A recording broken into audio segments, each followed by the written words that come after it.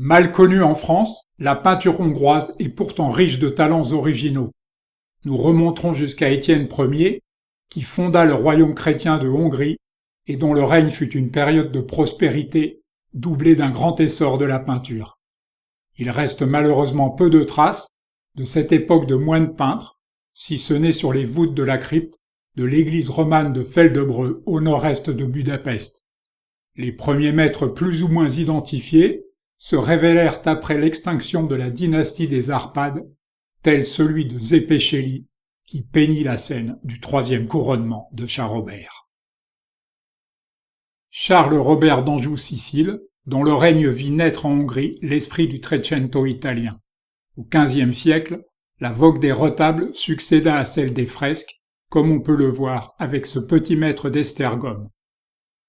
Comme partout en Europe, la Renaissance provoqua la starisation des artistes, et il est amusant de constater que le plus grand d'entre eux, le maître MS, a su jusqu'à nos jours rester parfaitement anonyme. Sous le règne de Matthias Corvin, la Renaissance italienne accentua son influence et les échanges de cour à cour se firent plus intenses. Ainsi le grand Pannonio fit-il une bonne part de sa carrière à Ferrare. Je passe sur les 160 ans d'occupation turque qui sonnèrent le glas de la civilisation hongroise. Sous l'absolutisme impérial des Habsbourg, la Hongrie fut germanisée et les artistes magyars durent s'exiler. Ce fut notamment le cas de ce portraitiste de cour qui fut durant près de 4 années le peintre officiel de François II, dont il a laissé ce portrait fameux avant de s'exiler à nouveau pour finir sa vie à Dresde.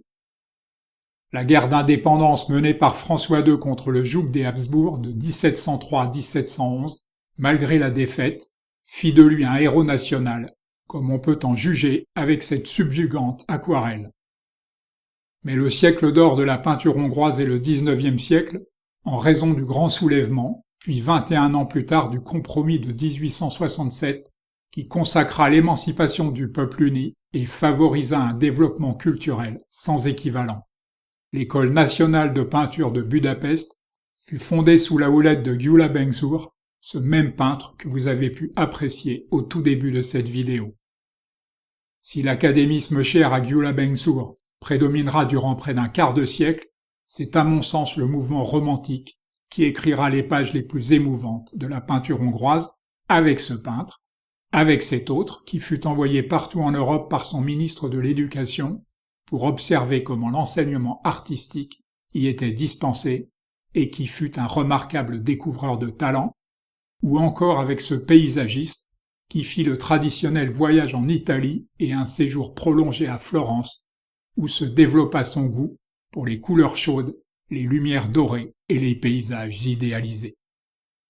Il y fit la connaissance de Károly Markó, dont il subit fortement l'influence, comme nombre de ses compatriotes. Les tableaux de celui-ci, qui évoquent le Lorrain, avaient en effet connu un grand retentissement. Ce corot hongrois fut remarqué par Ligeti, alors qu'il copiait des toiles dans les allées du musée national. Il l'aida à intégrer les beaux-arts de Vienne.